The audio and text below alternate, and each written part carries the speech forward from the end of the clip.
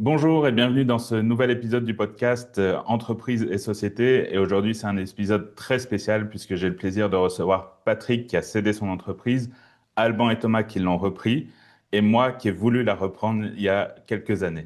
Donc, je vous laisse un peu peut-être vous présenter, puis après on ira un peu dans les détails de cette opération, de ce que moi j'avais proposé à l'époque, ce que vous avez fait dernièrement en 2024, si ma mémoire est bonne. Donc voilà. Peut-être Patrick, tu peux te présenter? Oui, bonjour à tous. Patrick Abiven. Donc moi j'étais le créateur et dirigeant d'une société Apitech qui avait été fondée avec un associé, Vincent. Et donc effectivement on a eu l'occasion donc une entreprise de logiciels. Et donc on a eu l'occasion de rencontrer Mathieu en 2020-21. Et cette entreprise ensuite a été cédée en décembre 2024 à Alban et Thomas ici présents. Peut-être Alban et Thomas vous présenter? Bonjour, Alban Castin. Moi, j'ai 42 ans. Je suis entrepreneur depuis 2012 maintenant. Quelques projets plus côté start-up, donc à partir de zéro, créer une société dans le vin, dans la HR Tech, dans la mobilité, des succès, des échecs. Donc, j'ai connu la liquidation d'une entreprise, par exemple. C'est des choses qui vous font apprendre beaucoup sur gérer le stress et les crises dans une entreprise. Et puis dernièrement, je m'étais intéressé à la reprise d'entreprise. C'est comme ça qu'on a identifié Apitech avec Thomas. Euh, je te laisse du coup te présenter. Et Thomas, du coup, 42 ans également. On est basé à Lyon tous les deux. Moi, j'ai un profil moins entrepreneurial sur le papier, en tous les cas, qu'Alban, mais plus intrapreneurial. J'ai commencé 10 ans dans le conseil sur des sujets d'excellence opérationnelle, un peu dans l'industrie et beaucoup dans le service sur tout ce qui tournait autour de la robotisation et de l'automatisation des processus. Et puis après, un parcours plutôt de direction générale dans des entreprises, mais jamais en investissant comme je l'ai fait sur la reprise. Et il se trouve que l'opportunité d'Apitech est arrivée pile à un moment où je me posais des questions et ça m'a permis de sauter le pas dans l'entrepreneuriat, même si j'ai pas attendu le rachat d'Apitech pour avoir une dimension entrepreneuriale dans mon parcours professionnel. Ok, bah, merci à tous pour vos présentations. On reviendra un peu sur le parcours de chacun aux différentes phases. Peut-être juste un petit mot. Est-ce que vous pouvez présenter du coup Apitech à l'audience? Alors la version Apitech 2026, on va dire, ce que vous faites actuellement. Vas-y, je t'en prie. Donc Apitech, historiquement, c'est une entreprise de services numériques qui a beaucoup grandi grâce à un client historique qui s'appelle le ministère de la Transition écologique, en proposant une suite collaborative basée sur différentes briques open source, donc de la visio, du chat, du mail, du stockage de données, etc., pour permettre aux agents de l'État de collaborer quotidiennement dans leur travail. Et depuis la reprise avec Thomas, notre volonté, c'est de transformer cette entreprise en une entreprise de produits, c'est-à-dire de proposer, d'utiliser toutes les compétences et l'expertise qu'on a pu acquérir au sein des différents contrats qu'on peut avoir avec les ministères à d'autres clients, que ce soit des collectivités publiques ou des entreprises du secteur privé de petite ou moyenne taille.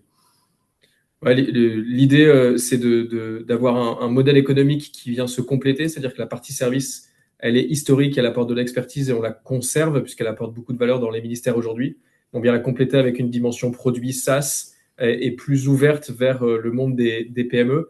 Et peut-être pour revenir sur l'ADN tel qu'on perçoit d'Apitech, qu'on n'a pas inventé pour le coup et qui est le fruit de beaucoup d'échanges avec les équipes et avec Patrick. On a travaillé sur notre raison d'être et la mission un peu d'Apitech, mais la mission, c'est de libérer la tech. En fait, c'est tout ce qui tourne, ce que disait Alban, autour de la souveraineté.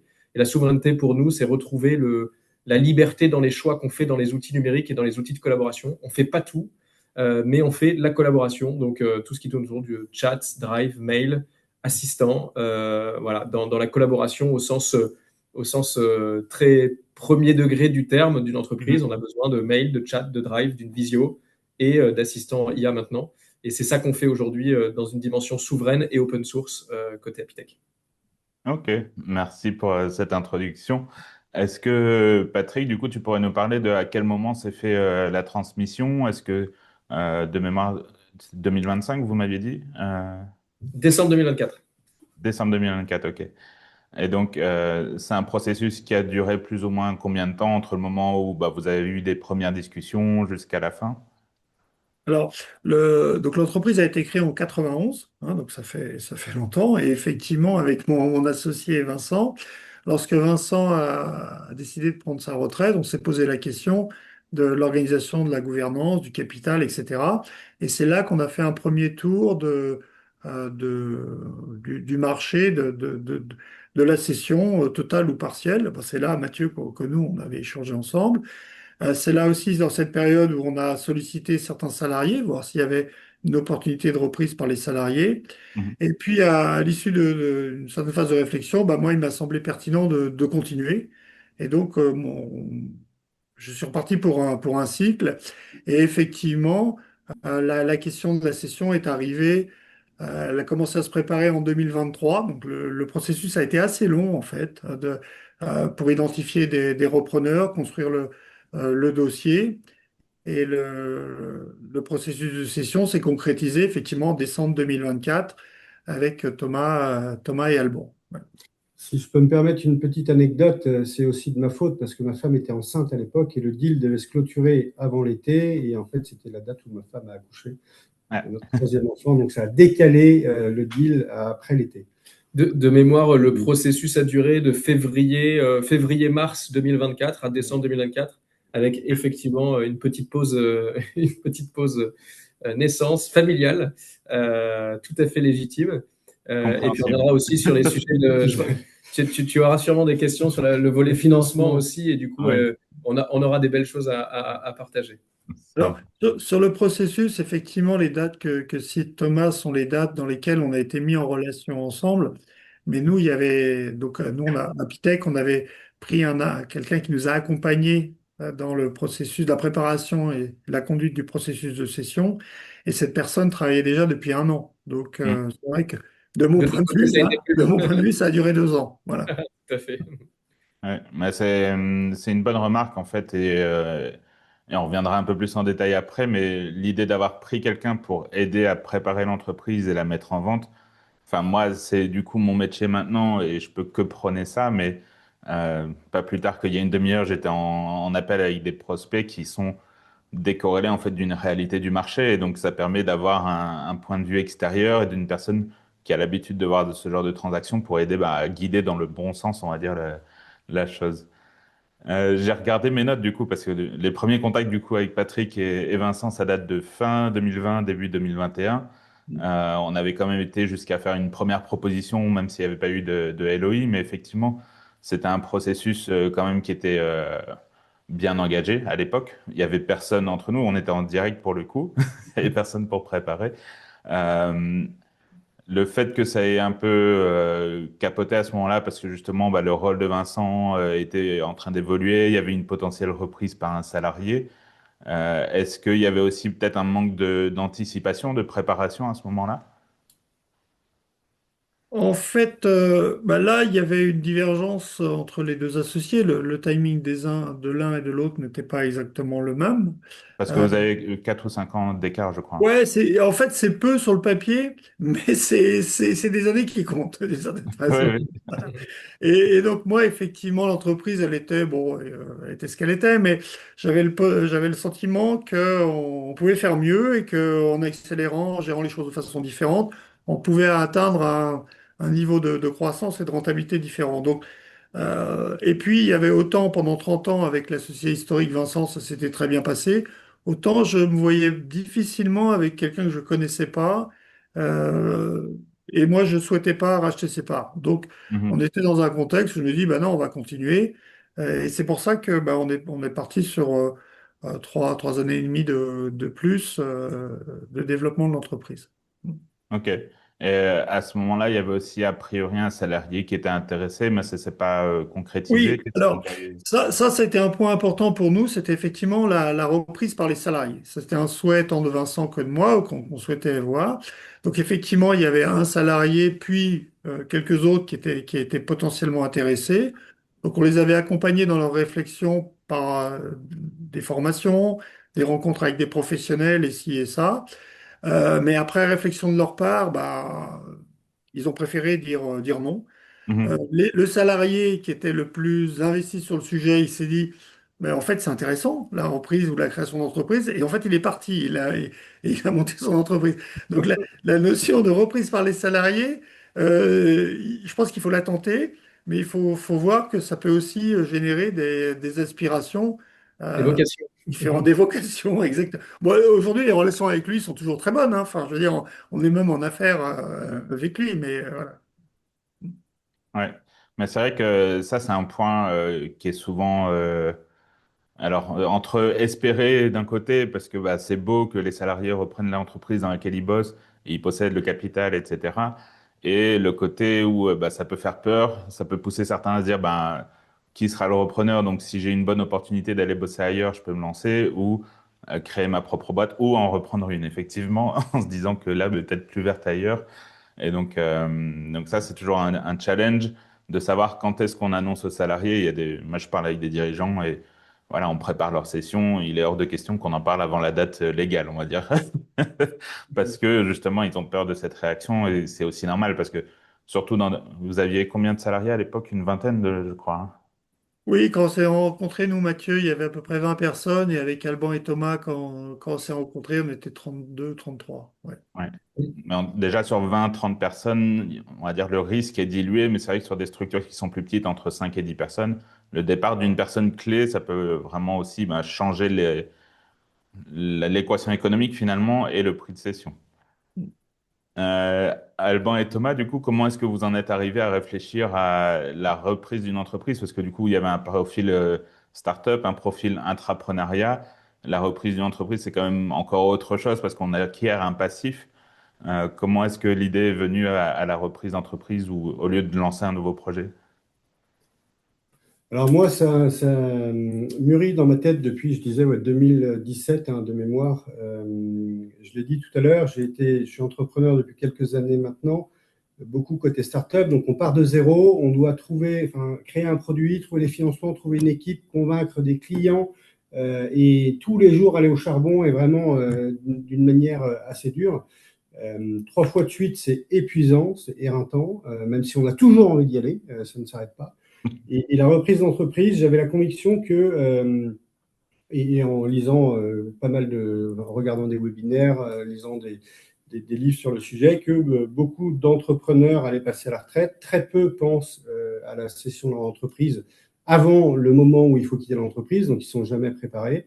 Et je m'étais dit que c'était une bonne manière de faire de l'entrepreneuriat tout en montant dans un véhicule, entre guillemets, qui a déjà des pneus, qui a déjà un plein d'essence, qui a déjà des fauteuils, il y a déjà un volant, la route est devant, il n'y a plus qu'à décider le chemin et à voir comment on va le transformer en avançant. Et ça me plaisait pas mal. Et mon dernier projet entrepreneurial, ce n'était pas une reprise, mais on avait racheté un logiciel en créant l'entreprise qui préexistait déjà. Donc c'était un peu entre les deux. Mhm. Euh, et là, après, c'est plus l'opportunité et la rencontre avec Thomas qui a fait qu'on a abouti sur Apitech en tout cas. Et moi, de mon côté, alors, petit clin d'œil, mais ma dernière année d'études à Dauphine, la majeure était entrepreneuriale. C'était J'ai toujours été attiré par l'entrepreneuriat, mais je suis très vite tombé dans le conseil en sortant de Dauphine. Alors, c'était le classique, en fait. Donc, j'ai commencé dans le conseil. Et le problème du conseil, c'est que pour les tempéraments un peu curieux qui aiment résoudre des problèmes, ben, on passe un bon moment, et puis l'année devient 2 ans, 3 ans, 10 ans. Donc voilà, j'avais une logique assez entrepreneuriale parce que je rencontrais plein de clients différents, plein de problématiques différentes. Donc ça m'a maintenu quand même pendant pas mal de temps. Et ensuite, j'ai eu un profil où alors, entre-temps, j'ai aussi eu des enfants et j'étais 4 jours par semaine à Paris en habitant à Lyon. Donc, j'ai dû un peu arrêter ouais, ce rythme conseil un peu trop soutenu, en tout cas un peu ambivalent avec une vie de famille. Mhm. Et je suis rentré dans une entreprise où j'étais directeur des opérations et au bout de 4 ans, je suis passé directeur général adjoint avec une transition avec le dirigeant fondateur qui a voulu passer président et mettre un directeur général adjoint, mais qui ne s'est pas super bien fait dans le sens où on s'entend très bien, etc. Mais je pense qu'on n'avait pas bien calé les attendus de l'un et de l'autre sur ce poste, si bien que lui estimait que je ne faisais pas les choses comme il aurait voulu que je le fasse. Moi, j'avais estimé avoir moins de liberté que quand j'étais directeur des opérations. Et en même temps, je me sentais très prêt à diriger une boîte. Donc, c'était une boîte un peu plus de taille, un peu plus importante qu'Apitech. On était à la fin dans le groupe autour de 80 collaborateurs, mais je sentais que c'était le bon moment. Et pile à ce moment-là où la discussion se passe avec ce président, où on arrive à la conclusion au bout de 7-8 mois, en fait, voilà, moi, ça ne me convient pas, toi non plus, qu'est-ce qu'on fait, etc. Le sujet Apitech avec Alban est arrivé un peu de manière providentielle. Et je sentais que dans ma carrière, c'était le bon moment, à la fois avec le passé de consultant et puis le passé plus un peu de direction générale d'entreprise, dans une entreprise en très forte croissance en plus. On était passé d'une quinzaine de collaborateurs à plus de 80 dans le groupe. J'avais pas mal accompagné cette structuration, cette croissance. J'avais une vision très 360 d'une entreprise. Du coup, je sentais que c'était le bon moment et voilà, et ça s'est fait comme ça. Et juste pour revenir sur du coup cette expérience de directeur général adjoint, donc si je comprends bien, celui qui était directeur général est devenu président parce qu'il voulait lever le pied, il voulait vendre, il anticipait la session. Ouais, un peu de tout ça, vendre à long terme, faire de la place aussi dans les équipes pour faire un peu monter les échelons. Et c'est vrai que moi, je poussais aussi pour prendre plus d'envergure, et lever le pied aussi opérationnel de manière voilà, un peu plus efficace que ce qu'on faisait sur le papier. Mais voilà, donc oui, il y avait un peu toutes ces raisons-là. Après, je pense que pourtant, on avait essayé de faire l'exercice de savoir les attendus, ce qu'on attendait de chacun, le périmètre, le rôle. Mais entre ce qu'on avait écrit et ce qui se passait dans la vraie vie, il y a eu un petit décalage. Et ce décalage, à ces niveaux-là, il n'est pas viable très longtemps, en fait. Donc, Mhm. ce qui est très bien, c'est que la relation a été préservée. C'est quelqu'un que je continue à voir, que j'apprécie beaucoup, qui m'a beaucoup formé, en fait, aujourd'hui dans ma posture de dirigeant, dans les compétences que j'ai pu acquérir avec lui. Mais quand ça marche pas, en fait. Et il faut savoir se le dire. Ouais. Mais c'est vrai que ça, c'est une situation, moi, je vois aussi pas mal avec des amis repreneurs qui ont des périodes d'accompagnement assez longues, en fait, avec des entrepreneurs qui cèdent. Et on se dit, ben oui, on va profiter de l'expérience, il va nous introduire auprès des clients. Et finalement, on se rend compte rapidement que quand ça dépasse 3 à 6 mois, l'accompagnement pur et dur opérationnel, il y a un moment où on se marche un peu sur les pieds. Lâcher le pouvoir, c'est quand même quelque chose de fort quand on l'a eu pendant 15, 20 ans sur une société. Et donc, c'est vrai que ça, c'est quelque chose qui se travaille. Et même, tu vois, avec la préparation que vous aviez fait, ça s'est pas bien passé. Ouais, Et donc, tout à fait. c'est une transition vraiment très difficile parce que je comprends, moi, le dirigeant, et j'ai moi-même repris une société, j'en étais à la tête. À un moment, quand on dit bah, il faut un peu lâcher le pouvoir, il Ouais, y a un tout à goût fait. du pouvoir. C'est pas pour rien qu'on a des hommes politiques qui font carrière pendant 40 ans, c'est que le pouvoir, à un moment, il est un peu addictif. Et donc, il faut réussir à passer le flambeau. Tout Est-ce à que du fait. coup, Alban et Thomas, vous connaissiez avant le projet de reprise d'Apitech? Oui, on se connaît depuis quelques années maintenant, grâce à l'école et la paroisse, hein, très concrètement. On a une fille dans la même classe. Elles ont bientôt 8 ans toutes les deux. Et du coup, depuis 2019, je dirais, Ouais, tout à fait. Ouais. on s'est rencontrés comme ça. Et à Pitech, le sujet est venu d'un déjeuner business qu'on avait tous les deux avec deux autres copains réguliers. Et moi, j'en ai parlé à ce moment-là. Et puis, ça a fait tilt dans la tête de Thomas. Ouais, c'était le mot que j'utilisais, providentiel, était à dessein tout à l'heure. C'est-à-dire que vraiment, les questions que j'évoquais à l'instant sur un positionnement qui n'était pas OK, pile à ce moment-là, la société Apitech et Alban avec ce projet arrivent. Et le verbatim d'Alban dans ce déjeuner, c'est si ça t'intéresse, fais-moi signe, je t'envoie le deck. Il m'envoie le deck, je le lis, ça m'intéresse. Lui m'explique que c'est un beau projet, une belle boîte, et c'est ce que je constate, mais qu'il serait plus à l'aise de le faire comme c'est une taille un peu. Enfin, c'était pas une petite entreprise, donc il serait plus à l'aise de le faire à deux. Moi, ça m'a plu, et donc j'ai dit que j'étais intéressé, et dès que je lui ai dit ça, le lendemain, il me dit bah voilà, je rencontre Patrick demain, si ça t'intéresse, tu viens avec moi. Donc c'est ce qui s'est passé. Donc vraiment, en une journée et demie, c'est ce qui est arrivé. Et c'est vrai que toi, après, tu as eu l'opportunité, un peu de manière aussi. Enfin, Un coup de on- bol aussi. En gros, j'ai un copain qui travaille en M&A qui m'avait filé ses accès Fusac là, sur la plateforme. Et il y a des jetons tous les mois, enfin des crédits qui nous permettent d'être en relation avec les Familial. cédants, qui sont en fait jamais les cédants, mais le conseil des cédants pour faire le filtre, hein, bien entendu. Et du coup, moi, j'utilisais ces crédits parce qu'il ne les utilisait pas lui, dans le cadre de son travail. Je suis tombé sur Apitech, j'ai échangé avec Yann à l'époque, qui était le conseil de Patrick. Et la relation, le coup de téléphone s'est très bien passé. Et c'est comme ça qu'on a eu le rendez-vous avec Patrick derrière. Ok. Et du coup, Patrick, au niveau de la préparation, tout à l'heure on a parlé que ça prenait à peu près un an et après il y a eu les discussions avec Alban et Thomas. Cette année de préparation, qu'est-ce qui s'est passé pour toi et qu'est-ce qui t'a apporté du coup ton conseil, Yann, par rapport à cet événement quand même marquant dans une vie Oui. entrepreneuriale? Alors, la première étape, effectivement, c'est de bien choisir le conseil qui va nous accompagner. Donc, ça, c'était encore en amont de la période dont tu cites, mais c'est vrai que le choix du conseil, de sa connaissance ou non du secteur, c'est la sensibilité qu'on peut avoir, ça, c'était un point important.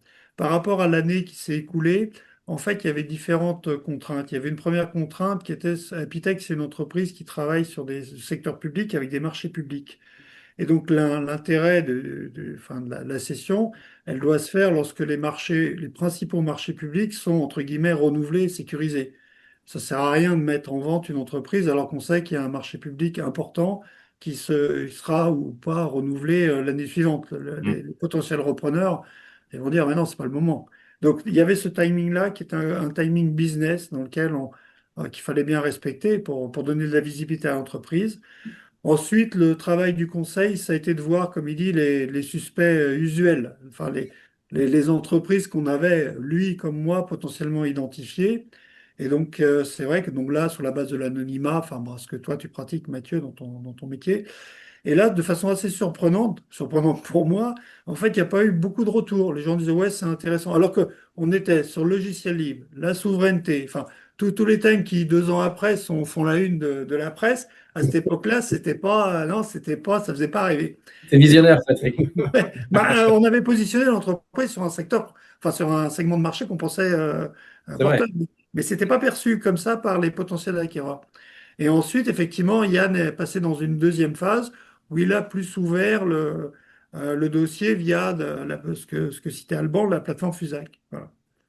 Donc Ok. l'année de préparation, ça a été une année de préparation, enfin d'identification et de ciblage direct enfin, d'entreprises identifiées.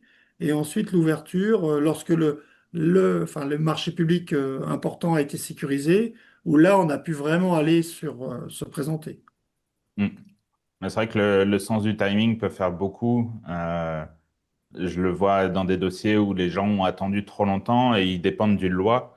La loi a changé et d'un seul coup, leur business, ben, il vaut plus rien ou presque.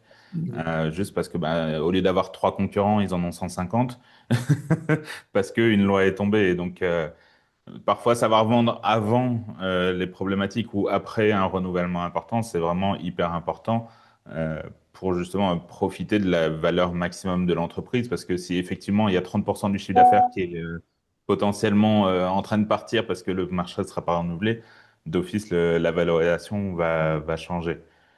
Est-ce que du coup aussi, Patrick, il y a eu une part de travail, on va dire, plus mental sur le projet post-session, de se dire, OK, bah, je pars à la retraite, mais du coup, je perds ce statut un peu social d'être entrepreneur, d'être dirigeant. Est-ce que ça a été quelque chose de discuté avec Yann aussi, ou tu l'as fait à part ou, En fait, j'avais fait à part de façon depuis assez longtemps, parce que moi, le timing, je savais à peu près ce que c'était, et donc effectivement, j'avais un travail personnel avec mon petit carnet, avec des rendez-vous sur ci, ça, etc. Et donc, la chose s'est faite de façon assez naturelle, mais les questions que tu as évoquées, c'était pas des surprises pour moi, je les avais travaillées personnellement depuis quelques années déjà. Ouais. Hmm. Ok. Et est-ce que même s'il n'y a pas eu l'intérêt des usual suspects, est-ce qu'il y a eu quand même d'autres discussions avec Alban et Nicolas, Alban et Thomas, pardon, Oui, ou au oui, même oui. moment que Alban et Thomas? Oui, oui, la personne qui nous accompagnait, donc Yann, lui, a fait, il y avait tout un aspect filtrage, donc j'ai pas vu tous les échanges qu'il avait eus. Et la plupart, donc le projet porté par Alban et Thomas, c'était le seul projet porté par des repreneurs individuels. Les autres projets qui étaient en proposition de Héloïse, c'était rejoindre des sociétés déjà existantes, des sociétés principalement des sociétés de services. Ouais. Ok. Et, du coup, on revient à l'ensemble Alban, Thomas, Patrick. Est-ce qu'il y a eu des moments un peu compliqués dans la négociation, dans le sens où, je sais pas, il y avait des divergences dans le périmètre, le fonctionnement, les clauses, quelque chose qui a un peu relevé cette négociation? Ouais. Moi, je dirais une chose importante. Il y a toujours des éléments plus difficiles que d'autres, mais le plus important, c'est que le premier contact qu'on a eu a été un contact humain assez exceptionnel où on s'est senti en confiance mutuelle. Et personnellement, pour en avoir discuté avec Alban, c'est ce qui nous a rassurés dès le premier rendez-vous en se disant, OK, là, la relation elle est bonne, c'est sain ce qui se passe, on sent que il y a de la transparence. Enfin, on se retrouve à travers un certain nombre de valeurs qui ont, à mon avis, qui nous ont aidés à traverser des moments plus difficiles. Il n'y en a pas eu beaucoup des moments difficiles. On en a eu un, je pense, parce qu'on en a parlé un peu avec Patrick, mais sur le plan de financement, on a eu un sujet un peu compliqué avec le montage qu'on pourra évoquer tout à l'heure, et notamment BPI qui nous a imposé un crédit vendeur avec une ventilation un peu embêtante. 5 ans. À 5 ans, ce qui se fait pas. Et quasiment à la fin du deal, en fait, on l'a découvert à la fin du deal, alors que c'était validé oralement, etc. Donc, c'est un sujet qui a été un sujet de tension. En revanche, il a été très bien traité par l'intermédiaire, justement, pour moi, qui a fait un travail assez exceptionnel d'arrondir les angles d'un côté comme de l'autre et de trouver une sortie par le haut. Donc, au final, personnellement, je dirais qu'il n'y a pas eu de tension. Je pense qu'on s'est retrouvé sur pas mal de valeurs. Et après, cet élément de tension, moi j'ai senti, mais peut-être que je me trouve. C'est peut-être une lecture très personnelle. On verra si Alban et Patrick partagent. Moi, je suis plutôt d'accord avec toi. Je dirais surtout que tout s'est très, très bien passé, en fait, à l'inverse de ce que tu demandes, tu vois. La négociation sur le prix, il n'y en a quasiment pas eu, si on se rappelle bien tous les trois. On a tout de suite, je pense que c'est là où Yann, donc le conseil, l'intermédiaire, a joué un rôle clé dans cette transmission. C'est qu'il arrivait à nous convaincre, nous, à convaincre Patrick et Vincent, que quand il y en avait un qui demandait trop, par exemple, qui tirait trop de son côté ou qui avait des intérêts qui ne permettraient pas au deal d'aboutir finalement. Et il avait vraiment en vision, lui, le closing. Il faut que les deux parties signent. Et pour qu'elles signent, il faut que les deux parties fassent à certains moments des concessions, ce qu'on a tous fait. Et c'est vrai que la seule histoire qui a été compliquée à la fin, l'histoire du timing, on en a parlé un peu tout à l'heure, le décalage, ce n'était pas très grave. C'est vraiment l'histoire du crédit vendeur à 5 ans, alors que normalement, c'est maximum 3 ans dans un plan de financement. En concession, enfin en échange, nous, on a concédé de payer le complément de prix à la fin de la première année. Donc l'année dernière, on a eu une échéance de LBO assez importante pour nous. Mais ça, je n'ai pas souvenir de discussions compliquées entre nous. Patrick, je te laisse mettre. Non, non, mais c'est vrai que le rôle d'avoir un tiers, et, de mon point de vue, était important. D'abord, c'est un sujet assez technique. Enfin, moi, quand je m'étais renseigné sur la session d'entreprise, j'avais vu qu'en général, les repreneurs sont hyper affûtés. Enfin, ils ont suivi des formations, ils sont aussi. Moi, c'est pas mon domaine, hein. Donc, les discussions prix, il y avait une règle avec Yann. Il me dit, là, tu te tais. Enfin, je veux dire, je n'ai jamais parlé argent, moi. Non, donc, on parlait business, mais dès que ça arrivait à l'argent, c'était pas moi. Donc, effectivement, il a travaillé les acheteurs, il a aussi travaillé le vendeur, hein, à arrondir les angles. Et c'est pour ça que toutes les histoires de discussion sur lesquelles il y aurait pu avoir des tensions entre Thomas, Alban et moi, il n'y a pas eu. Et le rôle du tiers, c'est aussi de préserver la relation ultérieure des deux parties. Et ça, pour ça, c'est top, parce que bon, on travaille encore ensemble, quoi. Ouais. Ouais. Mais c'est Et vrai avec que plaisir. ce que vous avez souligné, c'est que, enfin, ce que j'entends moi, c'est qu'il y avait un super contact humain dès le départ. Et ça, c'est ce qui permet justement pour ce genre de petites contraintes, en plus imposées par un tiers extérieur lié au financement, s'il n'y a pas cette confiance au démarrage, ça peut vraiment faire capoter un deal. Alors que, bon, certes, c'est pas agréable d'un côté, c'est pas agréable de l'autre parce qu'on se retrouve à devoir demander une extension. Enfin, j'imagine le genre de discussion. Je l'ai vécu en tant que repreneur, je l'ai vécu en tant que conseil à la session. Et c'est jamais agréable de discuter et de rediscuter des termes. Et est-ce que entre du coup toi, Patrick et Vincent, vous avez eu peut-être des visions différentes, le fait que lui soit déjà sorti de l'entreprise, en tout cas au niveau travail effectif, ou est-ce que là pareil vous étiez aligné dès le début? On a eu une discussion déjà sur le choix de l'accompagnateur, de l'accompagnant, celui qui allait nous accompagner. Et ensuite, après, comme moi j'étais opérationnel en entreprise, c'est effectivement moi qui ai piloté tout le processus. Les critères étaient à peu près alignés. Et donc, il n'y a pas eu, non, non, sur ce coup-là, il n'y a pas eu de. On a découvert Vincent le jour de la Ah oui, de la signature. Nous, signature. on n'avait pas du tout vu Vincent. Non, mais pour expliquer un peu le processus, c'est vrai que nous, l'interlocuteur, c'était Patrick.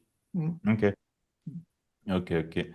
Et du coup, bon, je vais pas révéler quelque chose de très secret parce que c'est sur Papers, mais donc 2023-2024, l'entreprise fait plus de 2,5 millions de chiffre d'affaires. Il y a un très beau bénéfice au-dessus des 500 000 de mémoire. Est-ce que du coup, le financement est paru plus, en tout cas, était plus facile à négocier du fait que justement, bah, c'est une belle entreprise rentable, et en plus avec des contrats, des marchés publics qui ont été renouvelés, ou est-ce que vous avez eu des difficultés à obtenir les financements? Mais je pense que vous m'avez fait un teaser tout à l'heure en me disant qu'il y avait quelques histoires, donc. Je peux peut-être commencer rapidement. Déjà, peut-être pour tout le monde, pour bien comprendre, le prix de vente d'une entreprise, c'est en général la valeur des titres, plus la trésorerie excédentaire, moins les dettes existantes, pour savoir un peu.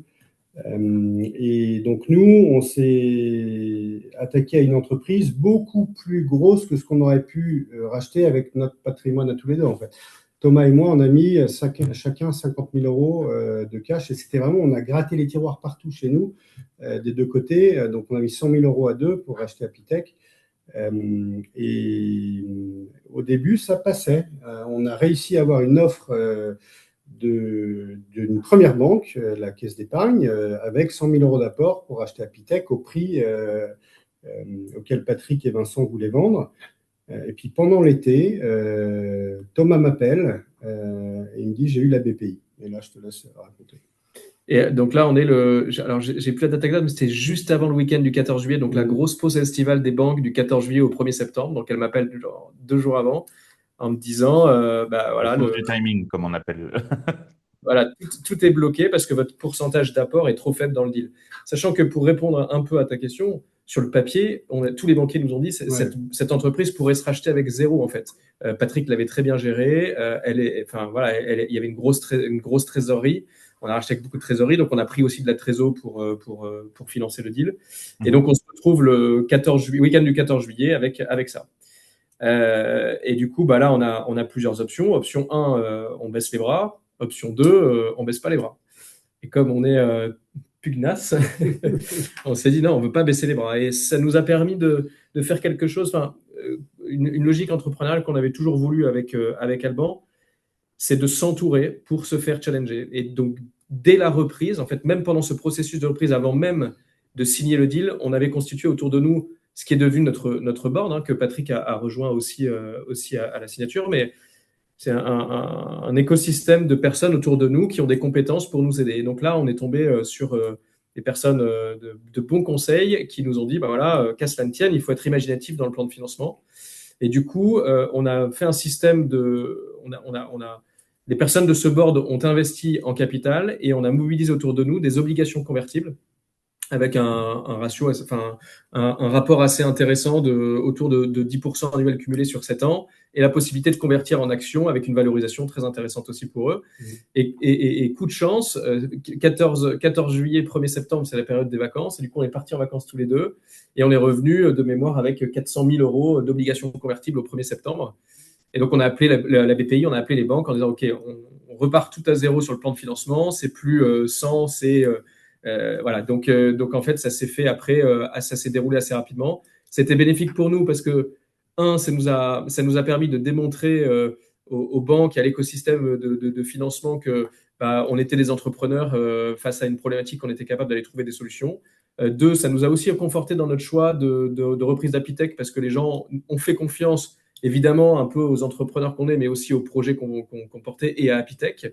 Et voilà, donc ça, à partir de cela, ça a déroulé. Modulo, ce dernier petit coup de côté financement institutionnel, pour ne pas les citer, où le crédit vendeur, il y a eu en commission quelqu'un qui a demandé cet étalement sur 5 ans, qui a failli faire capoter un peu le truc parce que Du coup, quand une des institutions sur les trois défaille, bah, les deux autres Ils vont sont pas. plutôt trop enclins à y aller. Bah, du coup, on a un financement avec une institution et deux banques. Et voilà. Donc, une entreprise rentable, enfin, je crois que les choses évoluent un peu en ce moment dans le contexte économique dans lequel on est, mais à l'époque où on est, en courant 2024, une entreprise rentable et très rentable comme Apitech, ça se finance bien. Il y a quand même des petits aléas et un ratio d'apport en fonds propres qu'il faut sécuriser dans le plan de financement, mais bon, ça fait partie des petites, comment on appelle ça, des petites montagnes russes de la reprise. C'était trop facile, c'était trop facile. Moi, j'ai un de mes actionnaires qui m'a dit, de toute façon, sur le papier, tout était trop beau, donc il fallait bien qu'il y ait ces petits grains de sable dans les rouages. Et voilà, et finalement, ça s'est bien terminé. Et au-delà je rebondis sur ce que disait Thomas, mais au-delà dans le board qu'on a créé, au-delà de l'argent et de l'expertise qui nous apporte au quotidien et qui est vraiment extraordinaire, il y avait des noms sur la place lyonnaise qui sont très connus. Et certaines banques, je pense, sont venues avec nous uniquement grâce à ces noms. Et ce n'est pas parce qu'on avait trouvé 400 000 ou 500 000 euros de financement qu'elles ont accepté de boucler le plan de financement. C'est vraiment parce qu'on avait des noms qui étaient déjà clients de leur banque et qui ont des belles entreprises et des belles success stories qui ont tamponné un peu la crédibilité du projet. Et peut-être juste sur le montage financier, ce qu'on a fait aussi, c'est que Patrick, qui est toujours là, est toujours actionnaire de l'entreprise. Donc, en fait, on n'a racheté que 95% d'Apitech. Et dans ces 95%, grosso modo, on a eu 2,4 millions de dettes bancaires. Et dans les 2,4 millions, il y avait BPI et deux autres banques, une partie en crédit vendeur, une partie en apport, qui font le prix total de l'entreprise. Ok. Et du coup, Patrick, est-ce que tu peux nous parler de ces 5%, d'être membre du comité du coup de direction? Est-ce que c'est ton idée? Est-ce que c'est venu d'une proposition d'Alban et Thomas? Alors, c'est effectivement venu d'une proposition d'Alban et Thomas, mais très rapidement dans une des premières réunions. Et moi, de mon côté, j'avais réfléchi, je m'étais dit, si moi je rachète une entreprise, ben, j'aimerais bien que le cédant reste. Donc, quand ils m'ont proposé ça, ben, tout de suite, j'ai dit oui. J'ai dit, ah ouais, c'est super, moi ça me va bien. Et puis, le projet m'intéressait. Donc, ça vient de leur initiative. Mais c'est vrai que ça a rencontré tout de suite un écho favorable de ma part. Ouais. Je crois que la première réunion, on a dit à Patrick à peu près quelque chose de cet ordre-là. C'est si tu veux avoir un maximum de valorisation de ta boîte, hein, le prix fort et ne plus jamais entendre parler d'Apitech, ben, c'est pas avec nous. En revanche, ben, on fera un prix qui nous semble correct, mais on ne sera pas les plus gros acheteurs. Et en revanche, on souhaiterait que tu restes dans l'aventure pour nous accompagner avec une partie de capital, etc. Et c'est vrai que c'est un des premiers rendez-vous dans lesquels on a posé ça sur la table et tu nous as tout de suite dit qu'effectivement, Oui, oui, moi, c'est oui. là tu te projetais aussi. Ouais. Et c'est aussi un élément qui rassure les banques dans le plan de financement, le fait que le ou les cédants restent actionnaires et au-delà de ça, qu'ils autorisent, qu'ils consentent un crédit vendeur aux acheteurs. C'est Oui, une parce sorte que de garantie aussi. du coup, oui, parce que je sais pas quel était le pourcentage du crédit vendeur, mais ça fait quand même un beau morceau en fait qui est pas certain. Si demain l'entreprise plante, Oui. ben, je Et vois c'est pour Patrick ça que je qui- passe du temps avec eux. Ouais, ouais. Non, J'ai bah oui, oui. plus le montant exact, Patrick, mais c'était quasiment équivalent à l'un des prêts bancaires, enfin à un tiers du montant de la dette bancaire. Hein. Ouais, c'est ça, ouais. Donc Ouais. c'était un gros montant. Hein.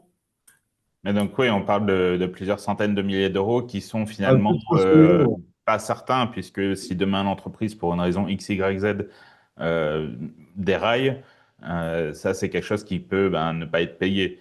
Mais c'est vrai que de l'autre côté, ça a un élément de crédibilité fort parce que ben, ça montre que on n'a pas choisi le premier venu pour lui vendre sa boîte et s'en débarrasser. Donc le crédit vendeur plus le capital plus les gros noms, effectivement, ça mobilise autour de vous une sorte de réassurance collective en se disant, bon, autant de personnes, normalement, ça se plante pas, normalement. À C'est à part peu si près on a ça. un club de foot et qu'on fait n'importe quoi, mais Mm. normalement, quand on a des entrepreneurs qui s'agrègent pour acheter quelque chose, ça fonctionne plutôt bien. Et à Lyon, vous savez ce que je veux dire par le foot. Malheureusement, votre situation n'est pas enviable. En plus de mon point de vue, bon, moi, effectivement, il y a eu quelques années de croissance importante et l'entreprise avait atteint un certain niveau.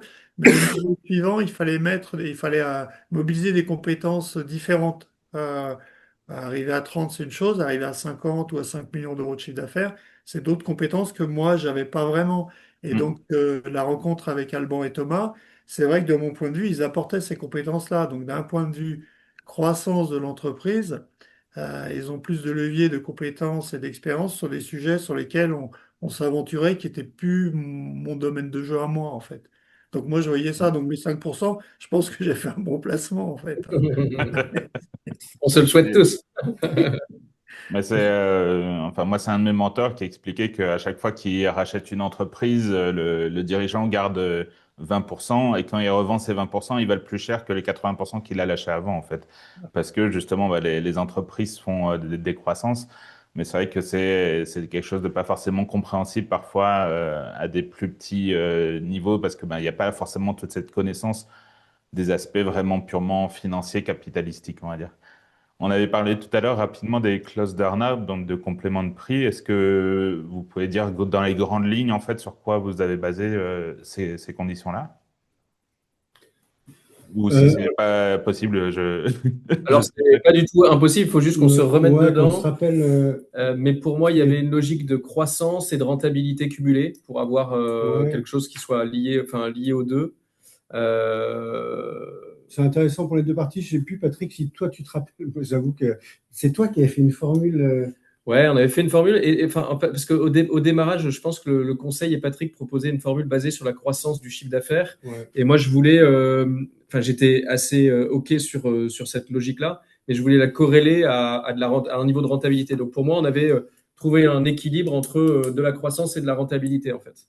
Et avec une formule mathématique de valorisation en fonction de ces deux indicateurs. Et après, les échéances, c'est au bout de 3 ans, Patrick peut le faire de son propre chef. Au bout de 4 ans, c'est nous.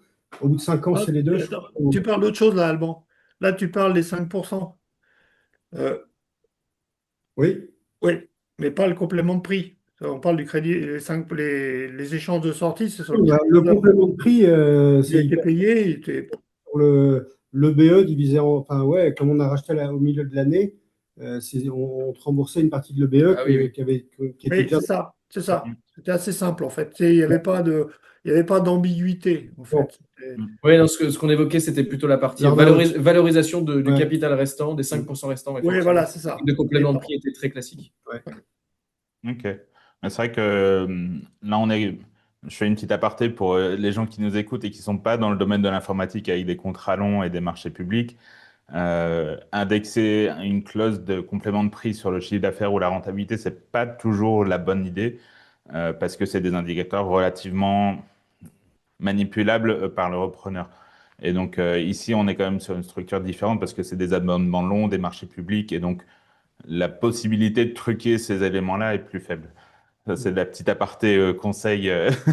Et j'élargis le scope pardon, en dehors de l'informatique. Alban et Thomas, du coup, on est vous venez de signer, félicitations. Comment s'est passée la rencontre avec les salariés? Est-ce qu'il y avait encore des salariés qui étaient potentiellement intéressés en 2020, 2021? Ou Alors, la rencontre avec les salariés s'est faite un peu avant la signature, pas beaucoup avant, mais on avait vu avec Patrick, et nous, ça nous intéressait de rencontrer d'abord le CODIR, ensuite les managers et ensuite 100% des collaborateurs. De mémoire, 2 semaines avant la signature, on a fait une plénière dans laquelle on s'est présenté avec Alban et on a présenté le projet, tout simplement. Et oui, tout le monde était globalement encore là, enfin, notamment quelques salariés, à Sauf deux, l'exception ouais. de ceux que tu évoquais, Patrick, mais ils étaient là. Après, je pense que dans la vraie vie, les compétences qu'on apporte, alors je dis ça en toute humilité, mais les compétences qu'on apporte dans la dimension d'Apitech a fait tout de suite l'unanimité dans la présentation de nos parcours et de la manière dont on a présenté le projet aux équipes. Donc, moi, hmm, j'ai senti aucune défiance ou aucune zone grise avec les collaborateurs qui étaient concernés. Au contraire, beaucoup de collaboration. Et ouais, c'est comme ça que j'ai perçu. Ouais, je suis plutôt d'accord. Et peut-être juste dans la rencontre, on avait d'abord rencontré en gros le bras droit et gauche de Patrick. On avait déjeuné ensemble. Ensuite, on a fait une visio avec tout le CODIR, enfin tous les managers d'Apitech. Et enfin, on a fait la plénière où là on s'est présenté, on a présenté le projet et effectivement tout le monde a adhéré au projet. L'enjeu, il n'était pas tellement là, il était plutôt après. Le lendemain de la reprise, bah, on arrive dans l'entreprise et là, je pense qu'il y a eu toute une période d'un an où bah, il a fallu qu'on montre aux équipes qu'on savait faire.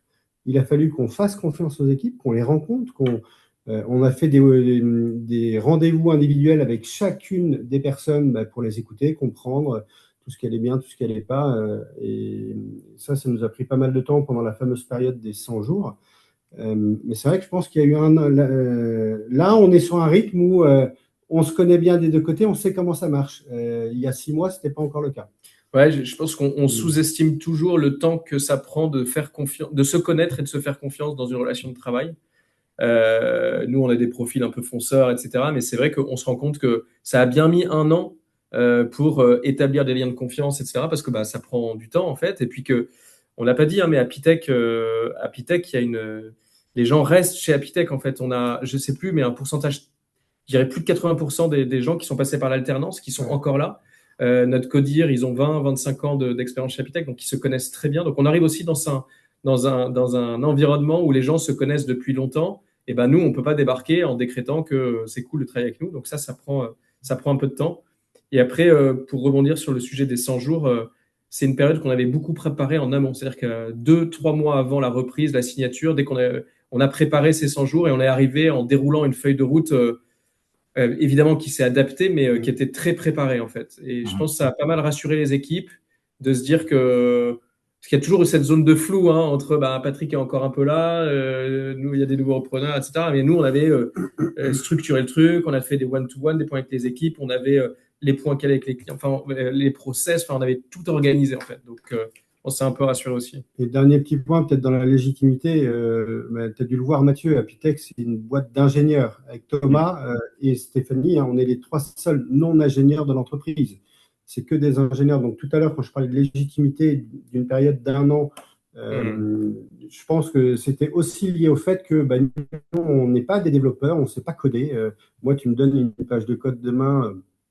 J'ai fait un peu de VBA à l'époque chez Alstom en finance et de macro, c'est tout. Donc il y avait aussi cette légitimité à avoir auprès des équipes, leur montrer quelle valeur on pouvait apporter au projet, Thomas et moi. Et Patrick, du coup, toi, l'accompagnement vraiment au quotidien, ça a duré combien de temps? Et comment est-ce que tu t'as géré la fin de ton activité au quotidien, de ton implication, le fait de pas toujours se lever à 7 Oui, heures ou 8 heures pour aller au oui. bureau? Comment est-ce que Alors, tu as géré ça de ton ouais, côté? alors, pour compléter ce qui a été dit sur les salariés, effectivement, depuis longtemps, les salariés étaient préparés à ce qu'il y ait un processus de reprise en cours. Donc, ils n'étaient pas informés dans le quotidien du détail des opérations, mais ils savaient, et je les tenais à peu près informés de ça. Donc, quand Thomas et Alban sont arrivés, en fait, ils étaient attendus. C'était clair, ils étaient attendus par les salariés et même par certains clients qui voulaient de la visibilité sur l'entreprise. Donc, en fait, l'arrivée, enfin, ils étaient attendus, en fait, d'une certaine façon. Le choix qui avait été proposé par Thomas et Alban, c'était effectivement une période d'accompagnement assez courte. C'était 3 mois à mi-temps. Donc, ça s'est passé sur à peu près 4 mois à mi-temps. Et ensuite, après, il y a eu des interventions ponctuelles de temps en temps. Et maintenant, on est sous un mode d'un échange régulier toutes les 6, 8 semaines avec un déjeuner, donc c'est plutôt sympa. Et des coups de fil quand il y Ça a dépend des... qui paye. Ouais, voilà, ça. On verra ça. Donc, un choix d'un accompagnement assez court, hein, enfin, c'est vrai, assez intense. Et effectivement, la première année, plus de présence, mais effectivement, moi, comme ce qui a été dit précédemment, je sens bien la différence entre cette deuxième année et la première par rapport à ben, moi, ce que je peux apporter au moins. Après, d'un point de vue personnel, moi, c'est vrai que j'avais d'autres activités par ailleurs. Il y avait des changements familiaux avec ben, grands-parents. Enfin bon, donc c'est tombé à un moment où me lever le matin, c'est pas un souci, c'est plutôt sympa et la façon dont ça se passe, c'est bien. Ouais. Ok, J'ai aussi super. continué à être présent à quelques manifestations au cours de la première année, manifestations dans des clusters, des clubs numériques où j'étais. Et là, c'était plus de la mise en relation, de transfert de relations. Et bon, maintenant, ça s'estompe progressivement. Hmm. Ok, ok. Je pense qu'on a fait un peu le tour sur la partie vraiment transaction. Je voulais revenir un peu sur l'espace souveraineté que vous défendez, qui est quelque chose qui me tient particulièrement à cœur aussi. Je perds des cheveux encore quand je vois certaines décisions. Le podcast s'appelle Entreprises et sociétés parce que je pense qu'il y a un impact fort des entreprises sur le fonctionnement de la société et inversement. C'est ce que je disais en préambule à Patrick, c'est que j'aimerais bien avoir des sociologues et ce genre de personnes pour discuter justement de tout ça.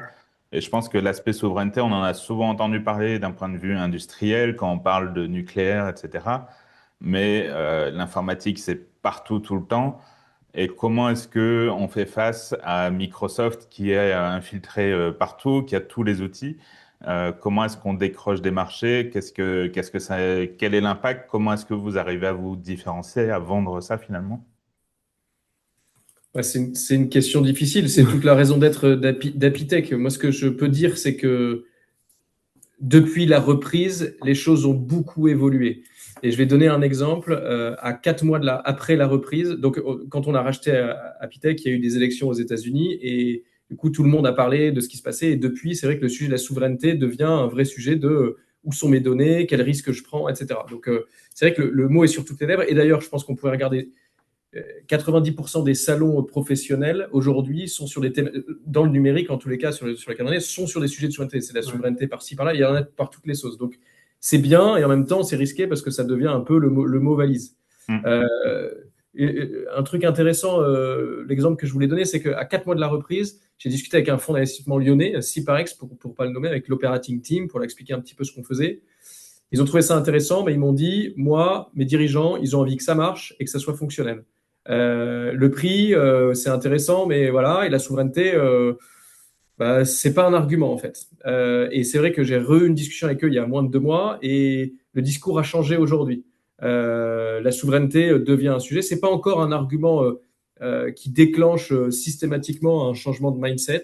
Mais en tous les cas, on voit bien que les gens veulent discuter avec nous, veulent comprendre les alternatives. Et nous, notre rôle, tu vois, comment on y arrive, c'est en faisant bien notre travail et en proposant des choses qui sont ISO en termes de scope fonctionnel et aussi bons en termes d'usage et d'interface. Donc, voilà, c'est vrai que c'est compliqué. Le gros avantage d'Apitech, c'est que ça fait 25 ans qu'on fait ça pour un ministère et que les résultats sont assez bluffants. Hein. La solution qui a été développée, à chaque fois qu'on présente, qu'on fait une démo, on est sur des niveaux d'intégration qui sont assez proches de Microsoft, hein, en réalité, comme tu le disais, d'intégration et d'usage. Donc voilà, continuer à bien faire notre travail et développer toujours plus de solutions pour offrir la liberté. En fait, moi, je pense que la souveraineté, c'est la liberté de choisir. Et donc, avoir la modularité dans les choses, dans les outils qu'on déploie, c'est une des clés. Patrick, quand on a repris, nous disait, Apitech, en fait, on fait des tuyaux, dans le sens où on est un peu agnostique de ce qui se passe au bout des tuyaux. Nous, ce qu'on sait faire, c'est faire parler les outils entre eux. Et c'est vrai qu'on est dans un monde où le tout Microsoft intégré nous fait croire que il n'y a que ça qui compte et que tu as une solution monolithique et complètement intégrée, c'est le Graal. En fait, c'est faux. Les clés, le système d'API, ça permet de faire beaucoup plus de choses et d'avoir la liberté sur plein de choses. Donc, il y a un côté pédagogique, être présent dans les salons et puis bien faire notre travail au quotidien, je dirais. Et est-ce que c'était quelque chose que vous aviez déjà dans vos précédentes expériences ou c'est vraiment venu via le fait qu'Apitech était déjà construit sur ça, sur de l'open source, sur de la souveraineté? C'est des choses que vous aviez rencontrées avant ou pas du tout?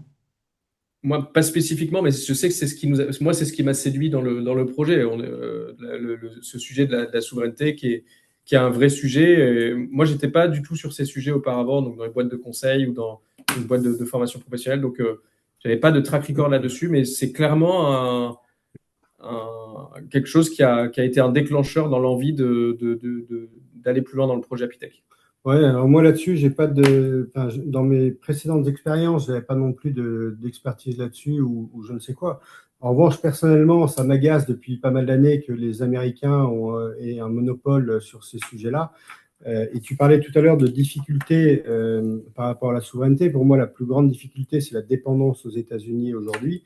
Et pourquoi en France ou même en Europe, on a une dépendance aujourd'hui? C'est parce que tous les acteurs publics, tous les acteurs privés financent le développement technologique outre-Atlantique, en fait. Et là, récemment, on a eu un beau succès dans la presse. Polytechnique qui a finalement fait marche arrière, ne va pas utiliser Microsoft, ne va pas déployer Microsoft. Pourquoi? Parce que certains acteurs, notamment du livre, se sont battus pour que la commande publique finance des acteurs français et pourquoi pas du code libre via des financements publics. Donc toute la difficulté, en fait, elle vient à la base au financement des différents acteurs à gauche ou à droite. Mm. Mais c'est vrai que moi, c'est quelque chose que j'ai vu récemment aussi avec le passage d'Arthur Mensch auprès du Parlement, où on a l'impression qu'il est en train de leur expliquer ce que c'est la souveraineté, alors que c'est quand même normalement eux qui sont censés justement la prôner. Est-ce qu'il y a un changement aussi politique? Est-ce que d'autres ministères, comme vous en avez déjà un, sont plus intéressés? Est-ce que ça ouvre des discussions du coup? Il y a, au niveau des ministères et de la France, il y a un très gros changement aujourd'hui au niveau de la direction du numérique qui pousse une solution qui s'appelle la suite, qui est une solution collaborative basée sur certaines briques open source, de la visio, du chat, du mail, etc. Et ça, c'est une super nouvelle, entre guillemets, pour les ministères, pour les acteurs français, pour les collectivités aussi qui pourront bénéficier de cette suite. Mais d'un autre côté, c'est l'État français qui devient éditeur de solutions et qui empêche certaines entreprises privées, elles-mêmes éditrices de solutions, de faire leur métier. Donc, je trouve ça bien et pas bien. Je pense que j'aurais pas de bonne réponse là-dessus. En tout cas, les acteurs se saisissent de ces solutions. Enfin, les ministères, les acteurs publics se saisissent et testent ces solutions en ce moment. Ouais, je pense qu'on peut se réjouir du fait que ça soit un sujet qui est vraiment sur la table et qui devient systématique. Donc ça, c'est une bonne chose. Après, les solutions entre ce qui se passe dans le public ou dans le privé, c'est encore un peu le bazar, c'est encore un peu politique parfois, c'est pas très organisé. L'essentiel, j'aurais envie de dire, c'est que ça bouge et que ça va dans le bon sens, parce que la finalité, c'est qu'on se sorte de notre dépendance. Et on en est là parce qu'on est en train de se rendre compte surtout que sortir de solutions américaines, et on est empêtré jusqu'au cou, et on en a partout en fait. Donc on a accepté de tout intégrer, et en faisant ça depuis des années et des années, on se rend compte que le changement est très difficile. Donc à nous justement, quand je disais faisons bien notre travail, d'être pragmatique dans les solutions qu'on propose pour que ce changement soit le plus facile possible, le moins. Enfin voilà, on a un travail à faire sur cette rendre plus simple, plus facile, plus fluide ces migrations. Mais on part de loin parce qu'on en a jusqu'au cou, quoi. Et c'est là où, chez Apitech, on essaye de prôner ce qu'on fait. Et nous, on a une théorie, c'est la théorie du plus petit pas pour y arriver. Aujourd'hui, pour pas te mentir, chez Apitech, on utilise les mails Microsoft. Ce qu'on a fait pour sortir de Microsoft, nous, en interne, et ce qu'on essaye de faire avec nos clients, c'est dans un premier temps, on a déployé l'outil de visio qu'on propose à nos clients. Nous, en interne, on l'utilise. Dans un second temps, on a fait la même chose avec le chat, puis avec le Drive, puis avec notre bureau numérique, où les mails de notre bureau numérique sont toujours des mails basés sur Microsoft Exchange, mais toutes les autres briques de collaboration sont des briques portées par les équipes d'Apitech. Donc, ce qu'on fait chez nous, on essaie de le pousser à nos clients petit à petit et de se dire que changer tout d'un coup, c'est impossible. Ou alors, c'est vraiment les DSI vont s'arracher les cheveux. Ça ne marchera pas. Alors que se dire c'est un projet sur le long terme, ça fait 30, 40, 50 ans qu'on n'a que des solutions américaines ou autres. Hein. On ne pourra pas tout faire d'un coup. Allons-y petit à petit. On fait d'abord une solution, puis une seconde, puis l'accompagnement au changement des équipes, des utilisateurs est aussi extrêmement important pour que ça fonctionne en fait. Et pour compléter, un des avantages qu'on a aussi dans ce contexte-là, c'est la dimension de prix. Là, on est en train de formaliser le business case pour changer de solution américaine. Le business case, il est colossal en fait. C'est-à-dire qu'on s'en rend plus compte parce que c'est un quasi-monopole depuis 30 ans.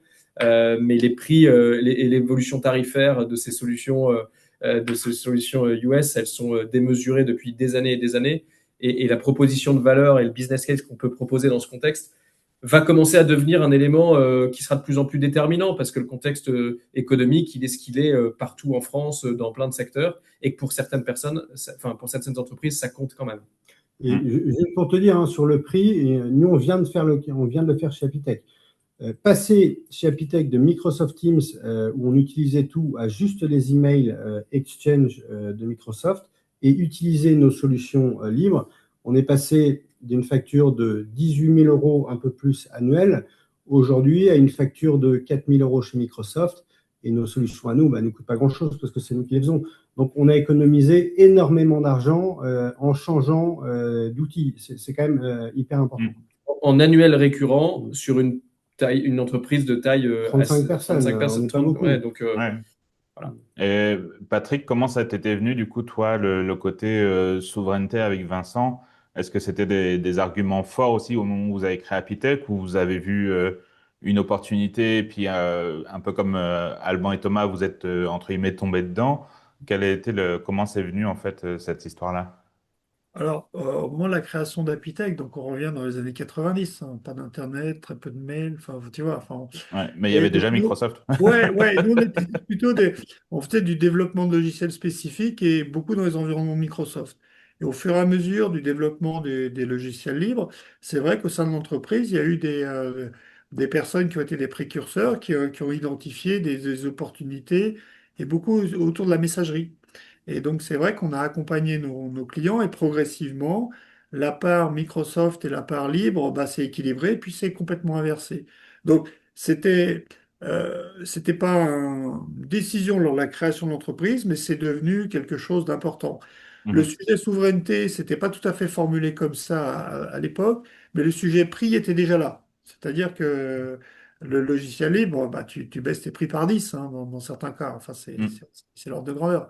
Et donc, ça devient entendable. Aujourd'hui, avec le logiciel libre, on arrive à avoir ce que disaient Alban et Thomas, presque de l'iso-fonctionnalité, voire de l'iso-fonctionnalité sur certains segments. Et donc là, on est vraiment top, quoi. Donc, c'est un positionnement d'entreprise qui s'est construit au fil des années, avec quelques personnes clés dans l'entreprise, bah, qui sont toujours dans l'équipe, qui ont été vraiment des évangélistes ou des Mhm. porteurs de ces sujets-là. Et les clients, en particulier les clients publics, l'ont totalement compris. Euh, et Mais c'est c'est pour vrai ça que la clientèle que de l'entreprise, le secteur public est importante. ouais. Et l'enjeu prix, il est vraiment fort. Et vous avez donné des exemples chiffrés, donc je vous en remercie. On peut se rendre compte. Et surtout, on voit de plus en plus des entreprises qui construisent maintenant de l'IA sur du cloud, sur du OpenAI, etc., dont les prix pour l'instant sont faibles parce qu'ils ont besoin de faire de l'acquisition client et de rendre tout le monde dépendant. Mais on voit que les prix commencent à monter et dans certains cas, l'IA n'est plus rentable en fait déjà. Et moi, je le Alors, vois, je l'ai fait de mon côté. J'avais un MCP entre Claude et Papers pour faire mon démarchage. Et à un moment, je me suis dit, mais attendez, là, pour 300 lignes de résultats, ça m'a coûté 35 euros. Je dis, ben non, il n'y a pas il y a pas de raison de payer ça des deux côtés, quoi. Mais en tout cas, sur l'IA, on est en train de sortir une solution qui résout le problème de la souveraineté des données, du contrôle du prix et de la performance des modèles. C'est-à-dire on continue à utiliser des modèles américains tout en sans compromis sur la donnée, avec un pilotage des tokens. Alors, les prix des tokens, c'est la variable qui sera un peu en point d'interrogation.